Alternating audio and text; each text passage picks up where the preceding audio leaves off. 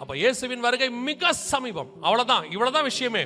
கர்த்தருக்கு சித்தமானால் நம்முடைய தலைமுறை, நம் கண்கள் அவருடைய வருகையை பார்ப்பதற்கு நிறைய வாய்ப்பு இருக்கு.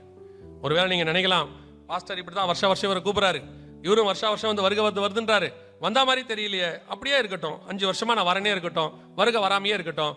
5 வருஷமா நான் சொன்ன டைம் முடிஞ்சிருச்சுன்னு அர்த்தம். ஆண்டவர் வருகைக்கு வச்ச டைம்ல எத்தனை முடிஞ்சிருச்சு?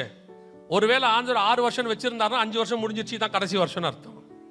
நீங்க ஒருவேளை 100 வருஷம் நோவா சொல்லிக்கிட்டே இருக்கிறாரு, சும்மா ஜலப்பிரளயம் வரலன்ட்டு நீங்க பேழையை விட்டு 10,000 கிலோமீட்டர் தள்ளி போயிட்டீங்கன்னு வச்சுக்கோங்க, திருப்பி ஜலப்பிரளயம் அன்னைக்கு அப்படி உள்ள பேழைக்குள்ள ஓடி வருவீங்க. வருதோ இல்லையோ வாசல்லையே உட்காந்துக்கணும், கதவை அடைக்கிறதுக்கு முன்னாடி உள்ள போயிடணும், அவ்வளவுதான். இதெல்லாம் எதை நமக்கு காட்டுது தெரியுமா? லாஸ்ட் மினிட்ல இருக்கிறோம். அது 2 நிமிஷமா சரி, 3 நிமிஷமா சரி, இல்ல 30 செகண்டா 10 செகண்டான்னு தெரியாது. இனி தீவெட்டிகளை ஆயத்தம் பண்ணுகிற காலம் மட்டும் தான் இருக்கிறது. மணவாளன் வருகிறார் என்கிற சத்தம் கேட்டுருச்சு. இனி நமக்கு இருக்கிற டைம் என்னது? தீவெட்டிகளை ஆயத்தம் பண்ணுவது. எப்ப வந்து கதவை திறக்குதோ போயிடணும். இல்லைங்க மணவாளன் வர நாள் செல்லும் என்று என்ன வாங்க போயிட்டீங்க, திருப்பி வரத்துக்குள்ள வருகை போயிடும். சோ